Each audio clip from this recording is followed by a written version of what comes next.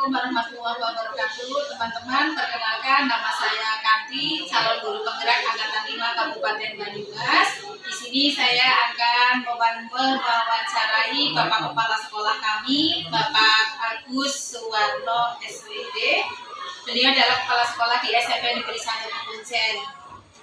Alhamdulillah beliau berkenan dan mudah-mudahan wawancara kali ini berjalan lancar, baik dan sukses. Terima kasih. Assalamualaikum Bapak. Dan saya ingin mewawancarai Bapak sebagai pemenuhan tugas saya di pelatihan guru penggerak angkatan 5 ini Bapak. Kebetulan materi kali ini adalah tentang dilema etika. Jadi nanti Bapak menceritakan kasus-kasus yang pernah terjadi di sekolah, kemudian bagaimana cara mengatasinya atau dari permasalahan-permasalahan yang ada, bagaimana Bapak menyikapinya supaya pengambilan yang keputusan yang Bapak ambil itu intinya tidak merugikan orang lain, kebermanfaatan kedepannya juga diharapkan tidak hanya sesaat tetapi bisa berlangsung. Untuk itu Bapak izinkan saya untuk bertanya. Yang pertama adalah selama Bapak menjadi pimpinan di sekolah ini, kira-kira kasus-kasus apa saja yang pernah dialami Bapak yang merupakan dilema etika? Terima kasih Bu Kanti sebagai calon guru. Memang dalam pengelolaan sekolah jelas kita akan mendapatkan problem-problem atau masalah-masalah yang tentu saja yang bersifat dilematik, yang tentu saja untuk bisa menyelesaikan masalah tersebut perlu langkah-langkah yang kalau dikatakan win-win solution, artinya di mana masalah-masalah tersebut diusahakan seminimalis mungkin merugikan pihak-pihak yang sedang bermasalah. Dan itu memang tidak mudah. Contoh kasus adalah tentang guru yang kondisinya sakit berat. Di satu sisi sekolah harus bisa melayani siswa secara maksimal, tapi di sisi lain ada guru yang karena kondisi tersebut berdampak pada tidak terlaksananya tugas-tugas guru tersebut di sekolah. Nah, untuk itu memang dari kepala sekolah sendiri harus bisa melihat sejauh mana guru tersebut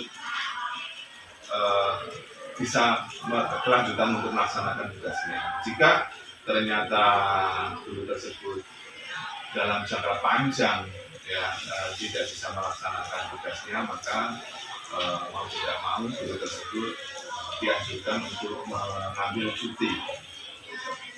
Nah, sebagaimana yang sudah diatur.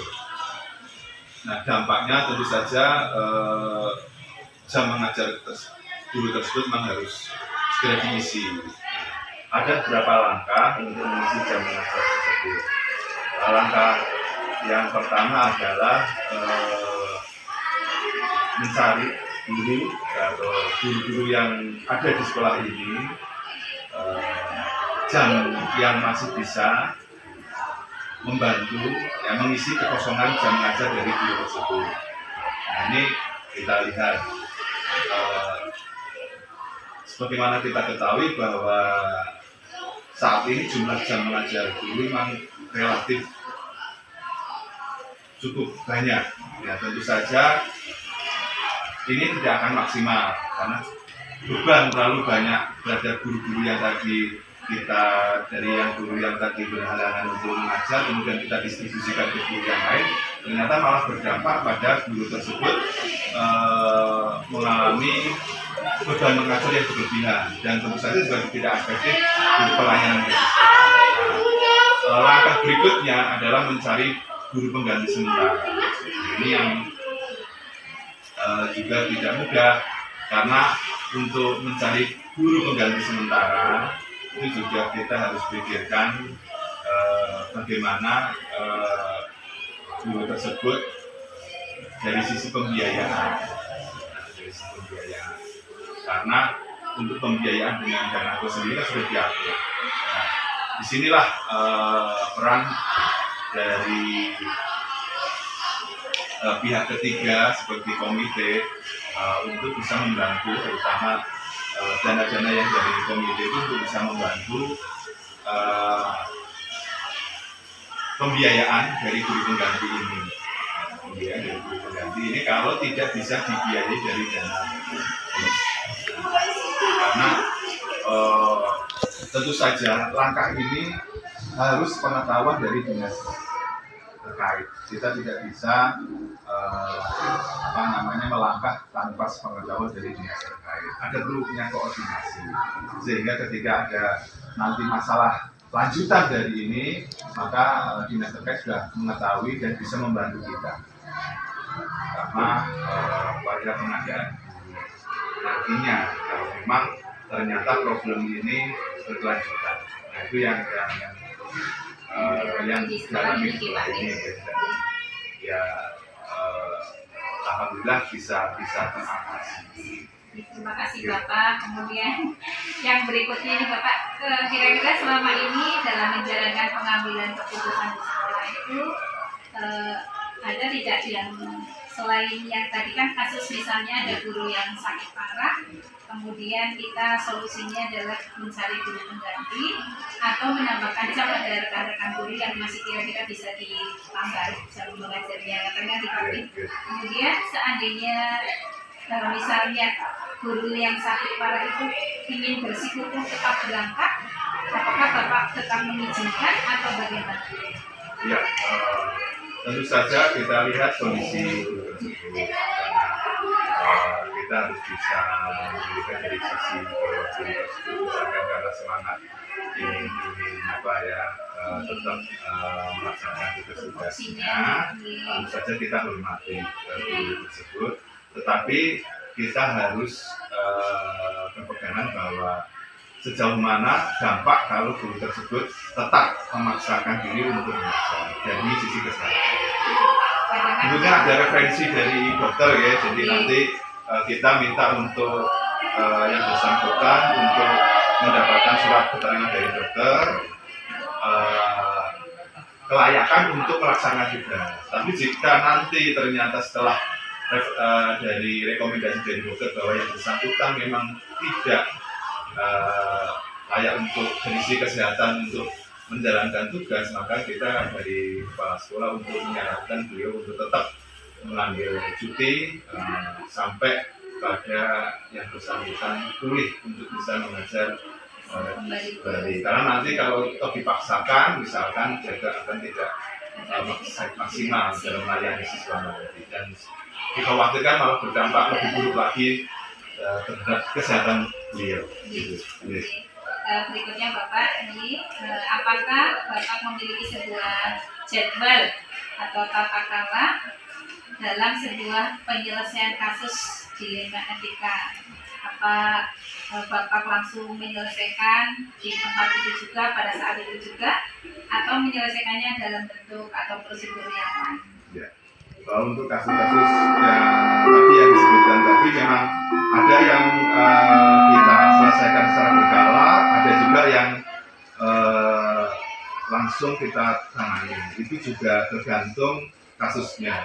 Ya, kalau kasusnya itu ya sifatnya urgent untuk segera diselesaikan maka saat itu. Ya, tapi kalau kasus ini yang sifatnya tidak urgent dan bisa kita selesaikan secara bertahap, maka kita jadwalkan secara periodik untuk menyelesaikan permasalahan tersebut. Tentu saja untuk menyelesaikan masalah ini kepala sekolah tidak sendiri karena harus ada tim, apalagi problem yang bersangkutan itu terkait dengan masalah apa. Jadi nanti pihak-pihak yang terkait harus kita libatkan untuk menyelesaikan ini, karena itu juga menyangkut jadi nanti jangan sampai keputusan itu sifatnya individu. Ya memang kepala sekolah harus memutuskan secara individu, tapi keputusan itu tetap berdasarkan pertimbangan-pertimbangan dari teman-teman, terutama teman-teman yang mengganggu urusan-urusan yang terkait dengan masalah termasuk nilai-nilai kebaikan yang bisa diambil dari situ gitu Pak. Kemudian yang terakhir ini Pak, dari semua hal yang telah Bapak sampaikan, kira-kira pembelajaran apa yang dapat dipetik dari pengalaman ketika Bapak mengambil keputusan tentang dilema etika seperti tadi kan, di satu sisi Bapak ingin menegakkan misalnya kedisiplinan para pegawainya, terutama guru yang tadi di contoh kasus. Kemudian di satu sisi juga Bapak kan sebagai manusia biasa misalnya punya nurani nilai-nilai kebajikan, ada rasa kasihan, kemudian tapi di satu sisi juga ada rasa harus menegakkan kedisiplinan. Itu untuk penyikapinya bagaimana? Ya, sekali lagi dalam menyelesaikan kasus semacam itu yang paling utama adalah nilai kemanusiaan utama. Jadi istilahnya kalau sekarang berusaha untuk memanusiakan manusia, artinya kita boleh ada aturan-aturan sebab normatif, tetapi nilai-nilai kemanusiaan juga harus kita junjung. Karena bagaimanapun juga yang kita hadapi itu adalah sosok ya artinya bukan benda mati ya, benda hidup yang punya perasaan, yang punya pertimbangan yang harus kita komunikasikan secara manusiawi. Ya. Meskipun pada akhirnya nanti kita harus juga pada titik tertentu aturan-aturan yang normatif itu harus kita tegakkan. Ya, tetapi sebelum sampai pada aturan itu, pendekatan-pendekatan yang bersifat kemanusiaan, yang memanusiakan manusia, yang juga mempertimbangkan rasa, ya, perasaan dari yang kita teman-teman guru yang sudah bermasa kita hadapi itu kemudian yang paling penting juga adanya pertimbangan-pertimbangan dari berbagai pihak sebelum kita sekolah-sekolah memutuskan. Jadi itu juga penting karena bagaimanapun juga informasi-informasi dari pihak-pihak lain itu harus kita gali dalam dan setelah informasi-informasi itu terkumpul, kemudian dengan tadi pertimbangan kemanusiaan dan juga aturan-aturan yang normatif, kita buat sebuah keputusan yang bersifat sifatnya yang bijak, sehingga sekali lagi tidak mungkin ini akan menyenangkan semua pihak. Pasti ada pihak-pihak yang tidak, terutama yang bermasalah. Tetapi kita minimalisir hal-hal tersebut dan kita beri pengertian kenapa kok pihak sekolah dalam ini kepala sekolah memutuskan. Jadi jelas kita juga harus tetap menegakkan aturan. Tapi bagi rasa-rasa kemanusiaan jadi pertimbangan. Ya, karena ini kan di lingkungan pendidikan, bukan di lingkungan industri. Di lain, ya. Kalau di lingkungan industri lain lagi, karena ini kan produknya produk manusia. Terima kasih Bapak. Sebenarnya kalau misalnya Bapak memutuskan segala sesuatu tanpa pertimbangan pun itu adalah kemenangan Bapak sebagai manajer di sekolah. Tetapi luar biasanya Bapak dari wawancara tadi, Bapak dalam memutuskan suatu perkara atau kasus selalu melibatkan teman-teman sebagai urusan-urusan di sekolah ini. Sebelumnya terima kasih sekali Bapak sudah berkenan memberikan waktu kepada saya untuk mewawancarai Bapak.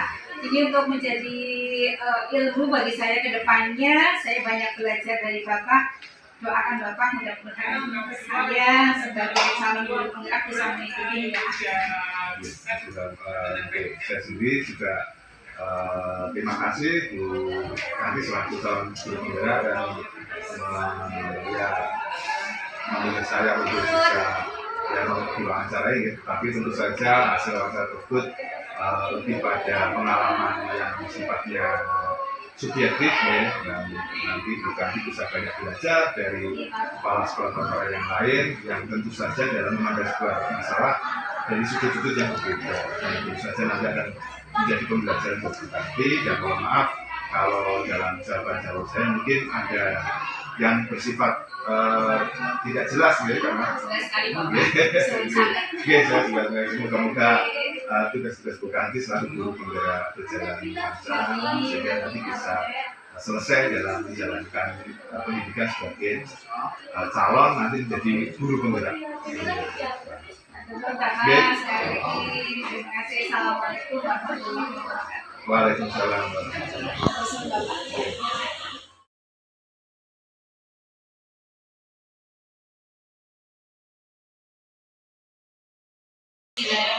Assalamualaikum warahmatullahi wabarakatuh. Perkenalkan, nama saya Kanti, calon guru penggerak Angkatan 5 Kabupaten Banyumas. Di sebelah saya beliau Bapak Siko Varianto, Kepala SMP Negeri 1 Aji Barang. Di sini kami mencoba mewawancarai beliau untuk tugas di modul 3.1. Selamat siang. Selamat siang, Ibu Kanti. Mohon maaf mengganggu waktunya sebentar. Tidak apa-apa. Pertama saya ucapkan selamat terpilih sebagai calon guru. Masih calon? Masih calon Bapak, karena masih di kelas sampai Desember. Semangat. Gitu, mohon doanya nih Bapak. Dan sukses juga. Amin, amin. Doa yang sama Bapak dan keluarga juga. Amin. Oke. Mohon maaf Bapak, ini mengganggu waktunya Bapak. Kami dari tim calon guru penggerak Kabupaten Banyumas diberi tugas untuk wawancara dengan Bapak Kepala Sekolah 2-3. Punten, jadi nanti saya mengganggu waktunya Bapak, terus mengganggu kegiatan tugas dari Bapak. Monggo, Ibu, dengan senang hati. Yang pertama Bapak, saya ingin menanyakan masalah atau kasus yang terjadi di SMP Negeri 1 Aji Barang. Kira-kira ada apa tidak yang berhubungan dengan dilema etika, dalam artian misalnya ada dua kepentingan di dalamnya yang sama-sama menunjukkan hal yang benar, misalnya antara rasa kasihan dengan rasa keadilan, antara individu dan kelompok, kemudian antara jangka waktunya yang pendek dengan jangka waktu panjang. Ada Bapak. Terima kasih, Bu Kanti. Sebetulnya kasus per kasus itu banyak. Tapi untuk ini saya ambil kasus tentang kecerdasan siswa, efek dari zonasi. Nah, kasus ini baru saja terjadi. Saya hubungkan antara kecerdasan anak dengan zonasi. Itu begini maksud saya, bahwa efek dari sistem zonasi pada PPDB, di mana di SMP 1 Aji Barang itu berdomisili di Desa Aji Barang Wetan, berarti anak-anak lulusan SDNI wajib diterima di SMP 1 Aji Barang. Nah, dulu kita tahu bahwa SMP 1 Aji Barang adalah sekolah favorit, hanya anak-anak tertentu dari daerah-daerah yang lebih luas dengan nilai tinggi yang bisa masuk ke sini. Tapi dengan diberlakukannya sistem zonasi sekarang atau beberapa tahun sebelumnya, itu memang dapat dikatakan bahwa SMP 1 Aji Barang menerima siswa dengan nilai seberapapun, terutama dari zonasi. Nah, hasil dari PPDB itu ternyata diketahui bahwa ada satu anak lulusan dari SD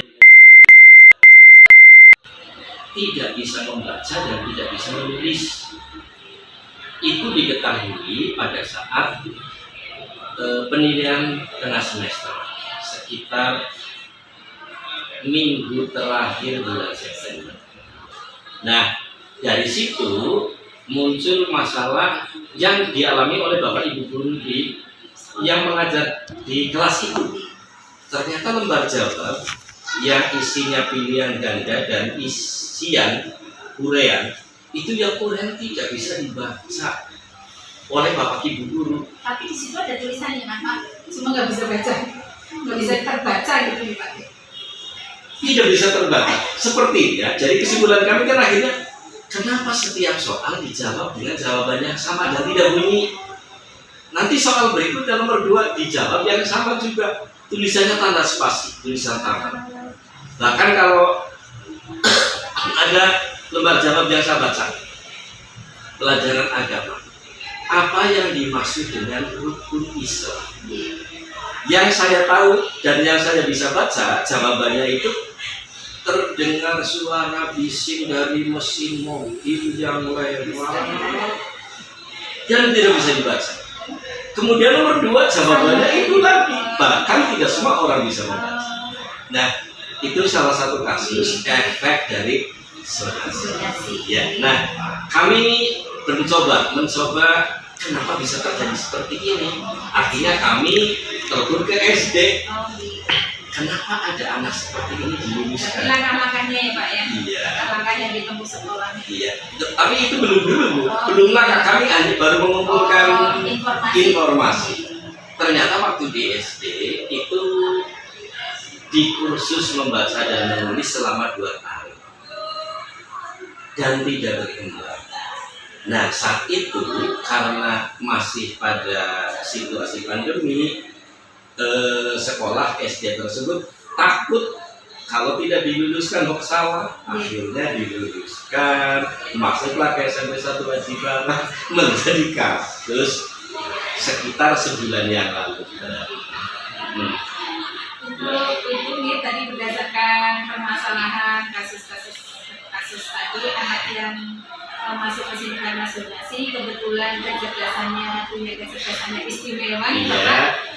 Kemudian kira-kira langkah yang diambil dari sekolah khususnya SMP 1 Aji Barang ini apa saja Bapak mungkin bisa berbagi? Nah, setelah kasus ini bergulir dan banyak bapak ibu guru mengakui, kemudian kami mencoba membahas dalam suatu lingkup yang lebih besar. Di situ ada guru BK, ada wali kelas, ada humas, ada kesiswaan, dan banyak guru mapel. Akhirnya saya bawa ke pembahasan bagaimana mengatasi masalah ini. Nah, satu bapak guru, Pak, saya siap untuk mengkursus les khusus. Setiap habis maghrib saya akan ke sana. Sukarelawan. Nah, satu orang lagi, Pak, nanti saya milih-milih bagaimana caranya. Nah, satu orang lagi, Pak, lebih baik kita pindahkan saja ke sekolah luar biasa. Nah, kemudian ada satu lagi, Pak, bagaimanapun juga harus kita pertahankan karena kasihan. Saya tahu anak itu kecerdasannya kurang, bahkan mungkin terjadi kelainan. Tapi dia dari tamat SD kok mau meneruskan ke SMP? Berarti punya semangat yang luar biasa. Kalau tidak punya semangat, pasti tidak meneruskan. Nah, banyak masukan-masukan bagaimana untuk penyelesaian itu. Jadi diantaranya ada sukarelawan, kemudian ada yang untuk pindah, ada yang untuk dipertahankan saja karena rasa kasihnya. Itu ibu. Dan kasus tetap bergulir, sementara usaha-usaha itu tetap dilaksanakan. Terus saya Bapak berdasarkan kasus itu kan ada pilihan-pilihan. Ya. Kira-kira yang diambil sama sekolah yang mana nih? Nah, sebelum kami mengambil satu keputusan, satu pilihan, guru BK memanggil orang tua. Yang kami kaget, orang tua itu heran. Kenapa daftar di SMP 1 Aji Barang kok diterima? Jadi dari awal pun kebetulan ibunya itu di luar daerah, kerja di kota. Di WA kalau anaknya diterima di SMP 1 Aji Barang, malah beliau kaget sebab beliau tahu kemampuan putranya. Lah berarti ibunya juga kurang paham tentang zonasi. Kami kan sesuai dengan peraturan, memang daftar di sini anaknya juga angkatan ya otomatis. Nah, kemudian dari guru BK menyampaikan, dari wali kelas menyampaikan pada orang tua mengakui sepenuh bahwa ada kelainan dengan anak tersebut. Akhirnya sebetulnya orang tua itu rela, seandainya dikeluarkan juga rela, karena ternyata di rumah juga sering mengeluh pusing.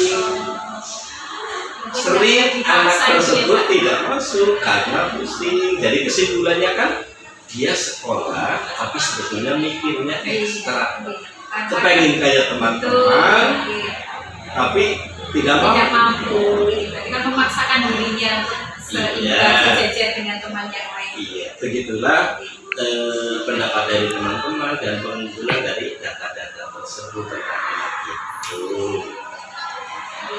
Terima kasih.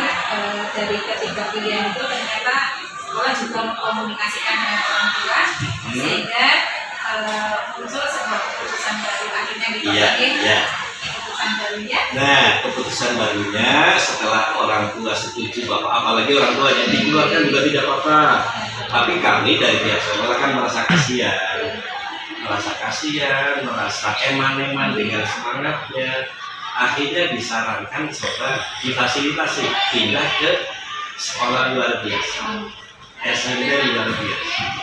Nah, guru BK ke sana dengan ibunya di Desa Banjarsari, Kecamatan Aji Barang masih. Nah, sampai di sana justru ibunya menangis karena tidak tega seandainya anaknya di sana dengan Nyun Sewu, anak-anak dengan kebutuhan khusus, apalagi banyak yang autis kayak gitu. Akhirnya balik ke sini, jangan dipindah ke SMP. Kami tidak tega melihat anak saya bergaul dengan seperti itu. Artinya anak saya tidak sebegitunya lah. Orang ngasih kecerdasan lagi Pak, istimewanya di situ kan. Nah, kami punya pilihan kedua. Kami hubungan dengan SKB, Sanggar Kegiatan Belajar di Tipal, masih Kecamatan Aji Barang. Nah, sana akhirnya kami komunikasi, ya coba ibunya ke sini, akhirnya ibunya ke sini. Dan diterima. Setelah diterima, sana balik telepon ke sini. Sebetulnya latar belakang yang sebenarnya bagaimana? Bila kami cerita. Dari pengamatan kami, akhirnya disimpulkan anak tersebut tidak bisa membaca, tidak bisa menulis. Tapi untuk kegiatan-kegiatan yang lain bisa, olahraga bisa. Menurut informasi, waktu di SD dia menjadi tim ikut voli, ikut takraw. Lah akhirnya olahraganya bagus. Iya, akhirnya kalau olahraga, ya sudah kalau begitu suruh saja di SKB. Kami siap menangani, sebab di sana banyak juga prakteknya. Selain teori-teori dan pelajaran seperti SMP umum, banyak prakteknya. Nanti biar bisa disimpulkan bahwa anak tersebut cocoknya di misalnya tata boga, tata busana, perbengkelan, atau mesin dan lain-lain. Itu terjadi seminggu yang lalu. Karena memang prosesnya panjang. Kami membuat penyelesaian, tapi berdasarkan juga data yang masuk, evaluasi dan lain-lain. Kan tentunya keputusannya Bapak ambil juga tidak ingin merugikan kan ini Pak Bin, tidak ingin merugikan siapapun, dan kebetulan ada solusi yang luar biasa dari orang tua dan juga sekolah sini, terutama Bapak Kepala Sekolahnya begitu bijaksananya sampai berpikir ke arah sana, begitu mencarikan sekolah dan seterusnya. Bahkan orang tua pun sudah menyadari akan putranya yang punya bakat istimewa. Kemudian kira-kira Bapak dalam penyelesaian kasus tersebut di atas tadi, kira-kira ada nggak tantangan dalam pengambilan keputusan? Ya. Untuk tantangan tentu saja ada, sebab ada sementara Bapak Ibu guru yang merasa kasihan. Akhirnya berkesan, ada akumulasi ya, kira-kira di sana betah apa tidak. Kemudian di samping itu, saya juga bertanggung jawab kira-kira nanti di SKP berkembang apa tidak, kerasan apa tidak, itu kan termasuk tantangan. Di keperasaan gitu. Iya. Karena bagaimanapun kan sudah diterima di sini, kemudian ternyata tidak bisa mengikuti, dan akhirnya di forum rapat Bapak tadi sampaikan berhasil membuat keputusan-keputusan atau pilihan-pilihan keputusan yang akhirnya anak tersebut dengan keluarganya mengikhlaskan diri untuk pindah dari SMP 1 Aji Barang, mohon maaf, dari SMP 1 Aji Barang ke SKB di Tipal Aji Barang juga. Dan hari Jumat kemarin pagi sekarang hari Rabu, kemarin hari Jumat pas apel pagi, saya umumkan kepada Bapak Ibu guru tadi, saya sudah memutuskan untuk memindah anak ke SKP. Kemarin sudah kesana dengan orang tua dan sudah masuk. Saya pikir itu solusi yang luar biasa Bapak melalui berbagai masa pertimbangan-pertimbangan yang kemudian Bapak dalam memutuskan suatu permasalahan atau kasus ini kan Bapak tidak sendiri nih Bapak. Kira-kira siapa saja orang-orang atau lembaga yang mungkin terlibat dalam memutuskan kasus di atas? Iya. Yang jelas begitu diketahui kasus itu, saya bekerja sama dengan guru BK, kemudian dengan wali kelas, kemudian dengan humas, kemudian Bapak Ibu guru Bapak, semuanya kami libat. Kalau misalnya ngarah kepenak dan jujur, keluarkan saja, sudah selesaikan. Tapi kami kan tidak ingin seperti itu. Apalagi orang tua juga sudah menyerah, dikeluarkan juga tidak apa-apa. Tapi kami kan tidak seperti itu. Tetap menggunakan sekolah yang beretika di waktu Ya saya mencoba berbuat seperti itu. Itu yang terbaik Bapak. Dan seandainya nanti anak sukses, kan kita juga ikut senang, kita ikut bangga. Salah satu bagian dari yang mencoba mencari solusi terbaik untuk anak tersebut. Terakhir Bapak, mohon maaf, ini dari semua hal yang telah disampaikan tadi, kira-kira pembelajaran apa yang dapat Bapak ambil dari keputusan yang sudah tadi disampaikan Bapak? Ya. Pelajaran yang bisa kami ambil adalah bila suatu kasus itu terjadi atau kita menemukan kasus, pertama kita selidiki latar belakang, kedua kita mengumpulkan data-data, kemudian yang ketiga kita berembuk dengan pihak-pihak terkait, bagaimana baiknya dengan data yang ada. Nah, dari musyawarah itu kemudian nanti akan mencapai satu kesimpulan, dan insya Allah kesimpulan itu akan lebih baik daripada dipikir sendiri. Meskipun demikian tetap ada evaluasi.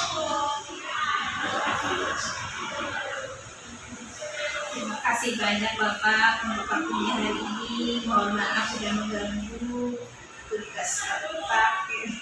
Tidak. Alapunten, terima kasih sekali. Sama-sama berarti. Mudah-mudahan kedepannya Bapak lebih sukses lagi. Amin. Matur nuwun. Doa yang sama untuk Tuhan.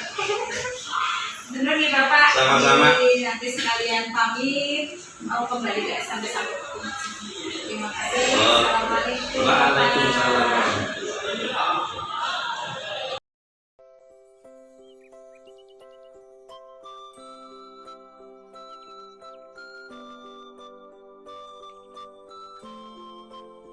Alhamdulillah, saya telah mewawancarai kedua kepala sekolah sebagai pemenuhan tugas demonstrasi kontekstual modul 3.1 pada modul 3. Adapun yang saya wawancari adalah yang pertama Bapak Kepala Sekolah kami dari SMP Negeri 1 Pekuncen, beliau Bapak Agus Suwarno SPD, dan yang kedua adalah Kepala Sekolah SMP Negeri 1 Aji Barang, Bapak Siko Varianto SPD.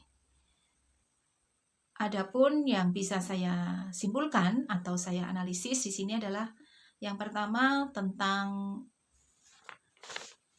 hal-hal yang menarik apa yang saya dapatkan ketika wawancara dengan beliau berdua. Hal yang menarik adalah ketika beliau mempunyai kesamaan, mempunyai pandangan yang sama tentang cara pengambilan keputusan, yaitu dengan melibatkan pihak ketiga. Pihak ketiga di sini tentunya adalah orang-orang yang terlibat di dalam pemangku kebijakan di sekolah, yaitu urusan-urusan, ada urusan kurikulum, kesiswaan, kemudian urusan-urusan lain yang di sekolah, juga dengan orang tua siswa, komite, maupun pihak-pihak atau instansi yang terkait. Sehingga di dalam pengambilan keputusan tersebut tidak ada pihak yang merasa dirugikan. Kemudian di dalam pengambilan keputusan tersebut, beliau juga selalu melihat pada 4 paradigma dilema etika, yaitu keputusan benar melawan benar. Karena kasus yang terjadi di dalam sekolah, beliau merasa jangan sampai ada pihak-pihak yang dirugikan. Secara umum, pola atau model atau paradigma yang terjadi pada situasi dilema etika adalah yang pertama individu melawan kelompok, kemudian rasa keadilan melawan rasa kasihan, kebenaran lawan kesetiaan, dan jangka pendek melawan jangka panjang.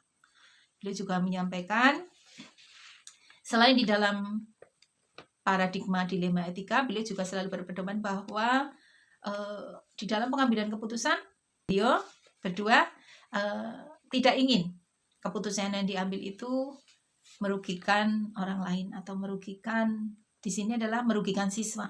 Jadi ada keberpihakan sekolah dengan siswa itu wajib. Kemudian yang kedua adalah adanya tanggung jawab, dan yang ketiga adalah mengandung nilai-nilai kebajikan.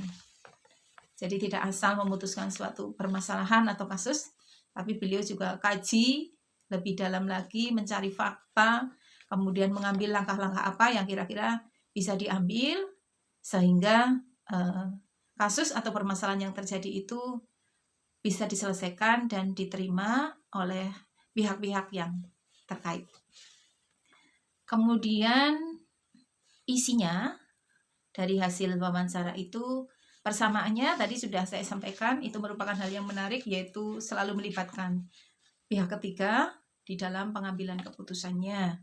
Padahal sebagai pimpinan sekolah, beliau mungkin bisa menyelesaikannya sendiri, tetapi beliau berdua tidak mau. Kemudian perbedaannya adalah pada kasus. Meskipun di dalam penyelesaiannya, beliau berdua mengambil langkah-langkah yang sama, mengambil pola pikir dan paradigma yang sama.